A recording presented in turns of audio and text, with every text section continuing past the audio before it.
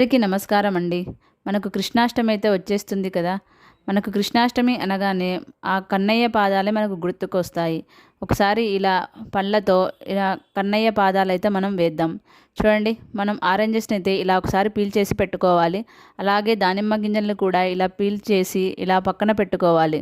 చూడండి, నేను వీడియోలో చూపించే విధంగా ఆరెంజెస్‌ని ఇలా ముక్కల్ని అటు సైడు, ఇటు సైడు ఇలా పెట్టుకోవాలి. ఇలా పెట్టుకున్న తరువాత చూడండి, ఆ దానిమ్మ గింజల్ని కూడా ఇలా పైన ఇలా ఫింగర్స్లా పెట్టుకోవాలి. చూడండి, ఇలా ముగ్గు రాని వాళ్ళు కూడా ఇలా ఈజీగా కృష్ణ పాదాలైతే ఇంట్లో వేసుకోవచ్చు. ఇంట్లో కానీ పూజ గదిలో కానీ ఇలా సింపుల్గా వేసుకోవచ్చు. చాలా చాలా క్విక్గా అయిపోతుంది. చూడండి, తొందరగా కూడా వేసుకోవచ్చు. మనకు ముగ్గు రాదు అని బాధపడే వాళ్ళ కోసం ఇలా సింపుల్గా నేనైతే ఇలా వేసి చూపిస్తున్నాను. మీరు కూడా ఒకసారి ఈ కన్నయ్య పాదాలైతే ఒకసారి ట్రై చేయండి. చూడండి ఎంత చక్కగా ఉన్నాయో. ఆ కన్నయ్యనే వచ్చి ఇలా అడుగులు వేశాడేమో అన్నట్టుగా అనిపిస్తుంది కదా.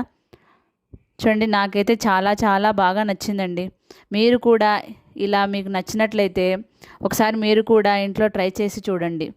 చూడండి ఎంత చక్కగా ఉన్నాయో కదా ఆ కన్నయ్య పాదాలు. మీరు కూడా ఒకసారి ట్రై చేయండి.